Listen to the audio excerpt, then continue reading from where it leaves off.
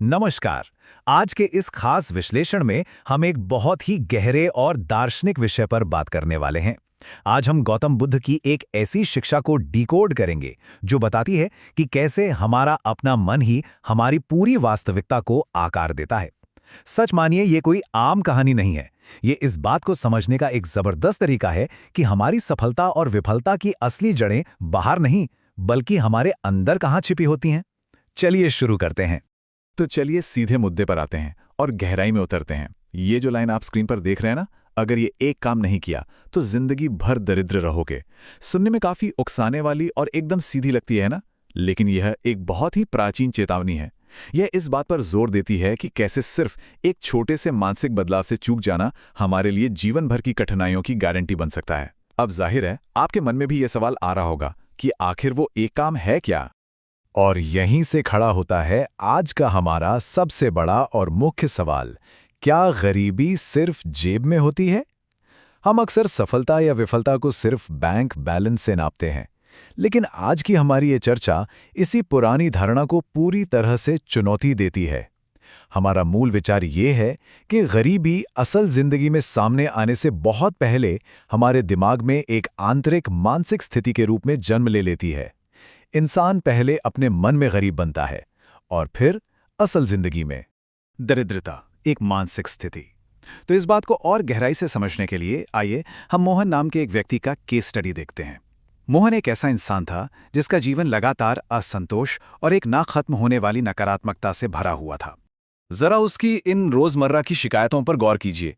मेरे पास कभी पैसा नहीं होता, भगवान ने हमेशा मेरे साथ गलत किया, आखिर दूसरे लोग ही क्यों सफल होते हैं। इन बातों को सुनते ही एक अजीब सा भारीपन महसूस होता है ना। बस यही है वो मानसिकता। ये दिखाते हैं कि लगातार शिकायत करने के बोझ तले दबा हुआ दिमाग कैसा होता है।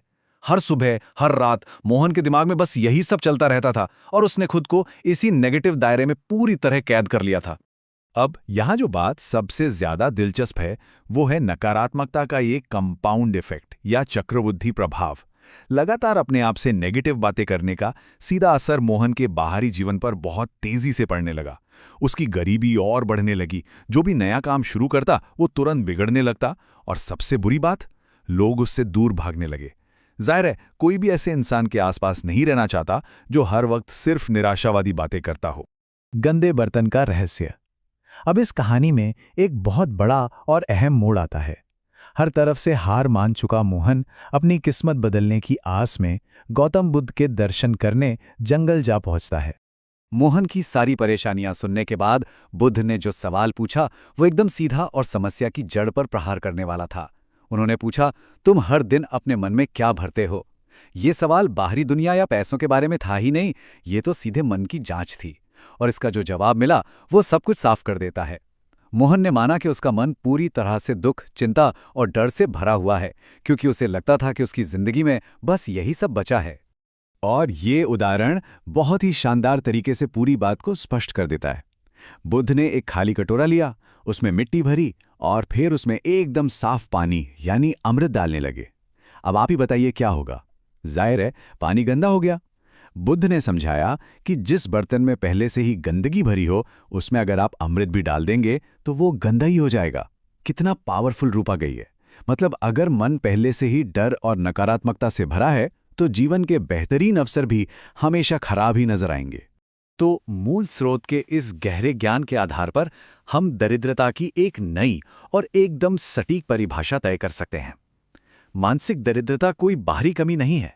ये लगातार डर, चिंता और दुख के कारण हमारे मन के भीतर ही पैदा हुई एक स्थिति है जो अंततः हमारी बाहरी वास्तविकता को कंट्रोल करती है। साफ शब्दों में कहें तो जो दिमाग हमेशा डर और कमी से भरा रहेगा वो असल जिंदगी में भी सिर्फ और सिर्फ डर और कमी को ही जन्म देगा। बिना बीज के फसल नहीं। इस चर्चा के अगले और बहुत ही महत्वपूर्ण पड़ाव की तरफ बढ़ते हैं जहां बुद्ध कर्म के उस नियम को उजागर करते हैं जिसे कभी झुटलाया नहीं जा सकता। क्या सिर्फ सोच बदलने से सब कुछ अपने आप ठीक हो जाएगा? बुद्ध ने इसका जवाब एक किसान का उदाहरण देकर दिया।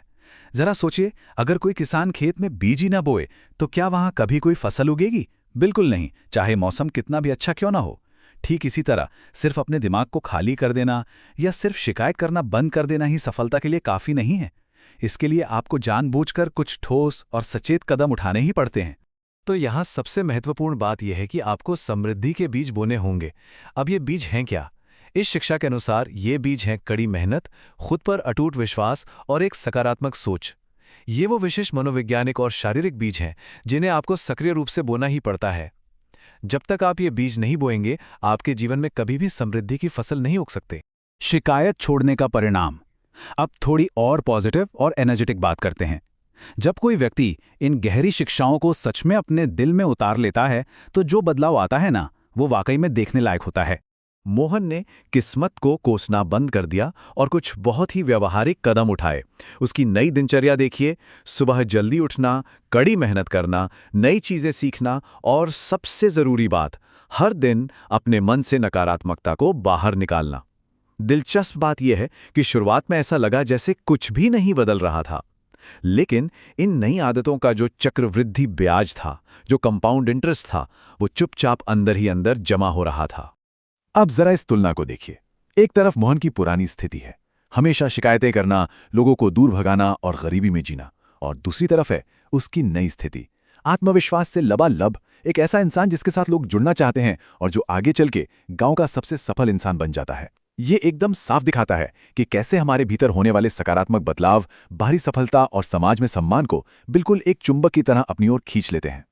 सालों बाद जब मोहन से इसकी इस जादुई सफलता का राज पूछा गया तो उसने एक बहुत ही गहरी बात कही। जिस दिन मैंने शिकायत छोड़ दी, उसी दिन मेरी दरिद्रता खत्म होने लगी। ये एक बहुत बड़ा और गहरा एहसास है। ध्यान दीजिए, उसके जीवन की दिशा किसी बाहरी चमत्कार से नहीं बदली थी। वो दिशा ठीक उसी दिन बदल गई थी जिस दिन उसने पूरी तरह से शिकायत करने की आदत को हमेशा के लिए त्याग दिया था। तो इस पूरे विश्लेषण का जो सबसे बड़ा दार्शनिक निष्कर्ष निकलता है वो यही है कि जिस मन में हर समय शिकायत का वास होता है, वहां समृद्धि कभी किसी भी कीमत पर नहीं टिक सकती। कमजोरी, डर और हर समय खुद को असहाय मानना अंततः एक ऐसी भविष्यवाणी बन जाती है जो खुद ब खुद सच होने लगती है। लेकिन जैसे ही मन का वातावरण बदलता है, बाहरी वास्तविकता को भी मजबूर होकर उसके अनुसार बदलना ही पड़ता है। दरिद्रता जेब से पहले मन में पैदा होती है। इसी मजबूत विचार के साथ हम आज की इस चर्चा के अंत पर आते हैं, लेकिन जाने से पहले एक सवाल है जो मैं आपके साथ छोड़ना चाहता हूं। आज, अभी, जाने अनजाने में आपके मन की मिट्टी में कौन से अदृश्य बीज बोए जा रहे हैं? क्या वे डर और कमी के बीज हैं, या फिर मेहनत और विश्वास के? ये एक ऐसा सवाल है जिस पर हम सबको शांति से बैठकर विचार करना चाहिए। इस शानदार चर्चा में शामिल होने के लिए आपका बहुत बहुत धन्यवाद।